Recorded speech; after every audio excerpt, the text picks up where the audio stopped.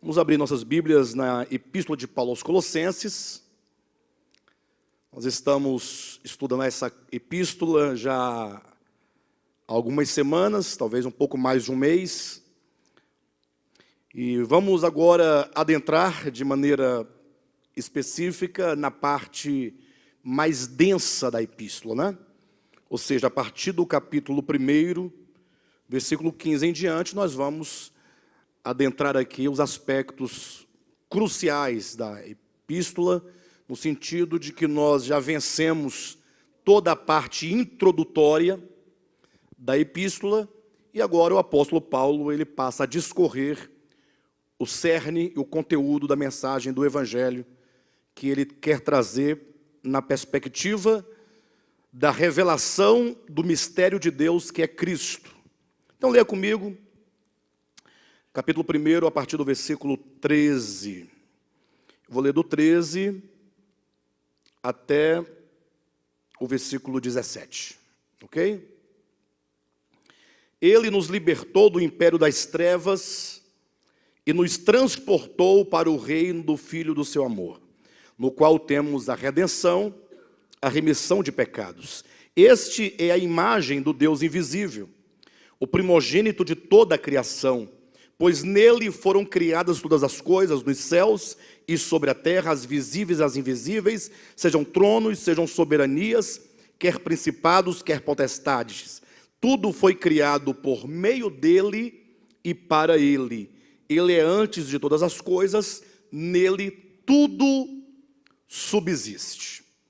Queridos, para se compreender cabalmente uma epístola, uma carta, levando em consideração que aqui é uma carta que Paulo escreveu há 2000 anos, aproximadamente, é preciso que nós tenhamos em vista o contexto, ou que sejam os contextos nos quais a epístola foi escrita. Então, Paulo escreve essa epístola no 1º século, e temos aqui, portanto, no mínimo 2 contextos. Um contexto explícito, que a própria carta propõe de maneira expressa, ou seja, Paulo ele vai apresentar os motivos que o levou a escrever essa carta dentro da própria carta. Mas é possível que haja um outro contexto que seja apenas ventilado na epístola, mas que a epístola não trata de maneira expressa, de maneira contundente, de maneira direta, não é? Talvez seja esse o caso de alguns comentaristas colocarem como pano de fundo dessa epístola o problema do gnosticismo, que já nascia ali no 1º século, que veio a tomar muita força no 2º século da era cristã. Mas, sobretudo, eu quero que os irmãos me acompanhem ao problema do judaísmo.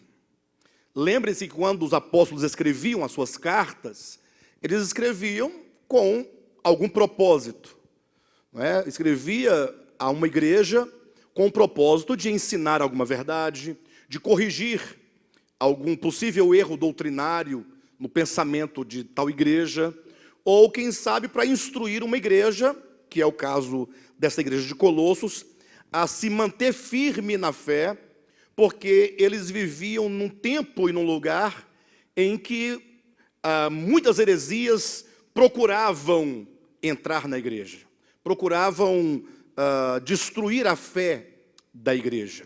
E antes de nós entrarmos nesses contextos aqui, sobretudo no contexto do judaísmo, que eu vou apresentar para os irmãos, é preciso que nós pensemos um pouco sobre essa questão da igreja e do seu tempo, ou o contexto no qual ela se encontra. Porque nós estamos falando da igreja de Colossos, uma carta que Paulo escreveu à igreja de Colossenses. Mas nós também somos igreja e também temos um contexto no qual vivemos, que não é diferente do contexto de Paulo, ou talvez podemos dizer que, embora tenhamos outros problemas que nos cercam e outras doutrinas e heresias que procuram minar a nossa fé, mas nós vivemos em contexto de apostasia, em tempos de apostasia.